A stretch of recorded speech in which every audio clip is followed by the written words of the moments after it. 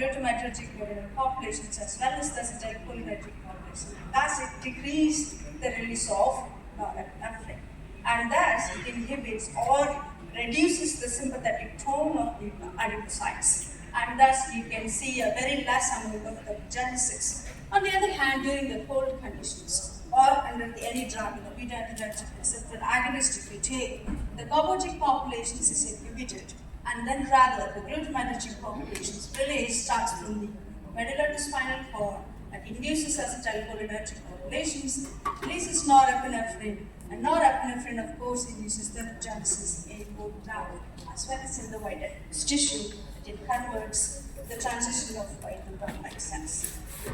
So towards this, I think I'm going to skip a little bit, but screening a protein which is present in the post-synaptic neuronal populations in both GABA as well as in the glutamatergic or the excitated neuronal population, which is called the SYNAP1 protein. So the SYNAP1 is a RAS GT-base activating protein. The SYNAP1 acts negatively. It regulates negative regulations, which produce inactive RAS GDP, and therefore the excitated neuronal populations relays inhibited. Okay? So under these conditions, what we thought, the SYNAP1 is not there. There is no break applied. It cannot apply a break. The excitatory neuronal populations is continued to go.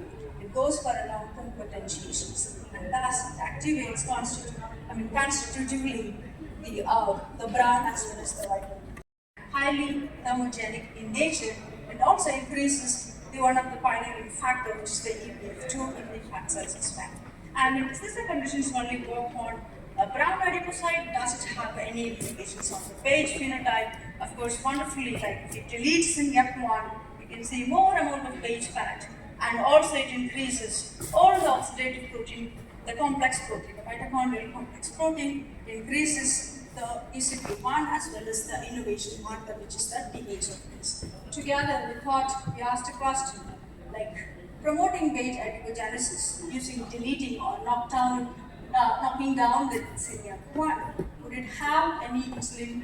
Would it have an implication in the insulin sensitivity, or does it regulate the obesity?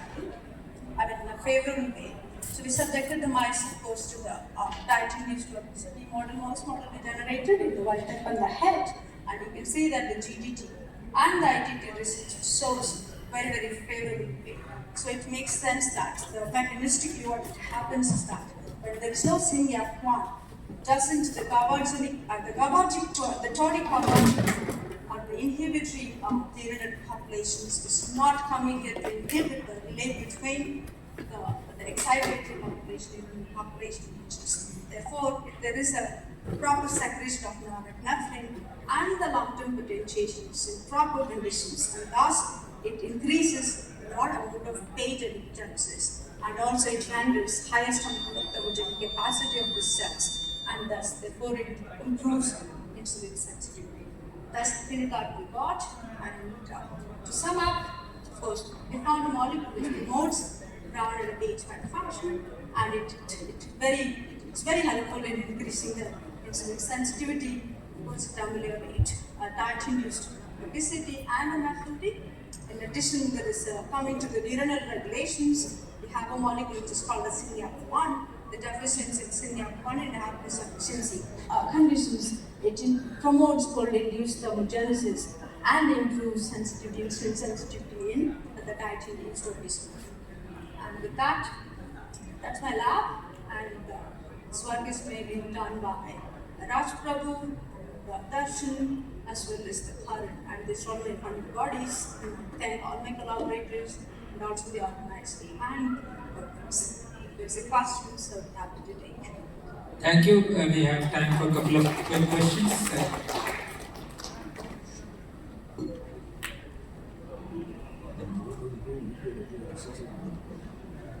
Nice to know.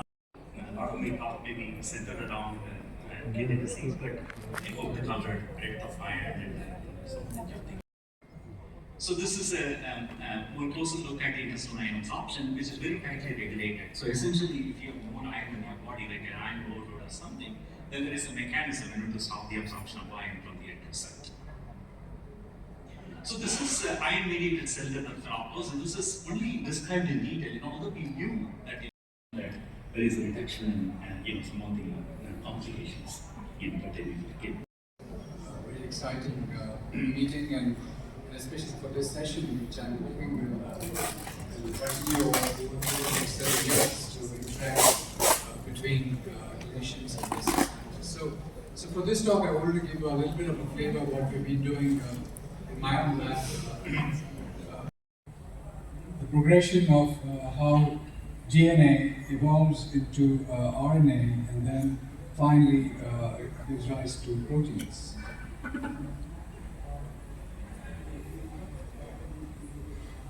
So traditionally, people have been working on reversible DNA methylation and protein modifications, but a central missing point has been what happens to RNA. And so for some of you who have been in the Institute of Science, I gave a little bit of a talk on this. But I want to give you a different context for this particular aspect. But just to make the point that changes in RNA, so I don't know whether people can hear me or not, but I've got this microphone, but I'm not sure that it's working. Is it okay? Yeah. So, how RNA modification plays a role in this, in biology, generally speaking, and mostly in metabolism.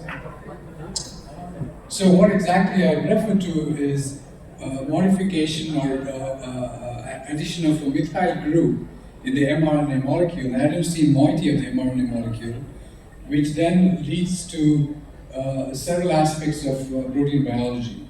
So this is orchestrated by writers, which are shown here, 5 of the writer complex proteins. The ones that we are focused on are metal proteins or methyltransferase-like proteins.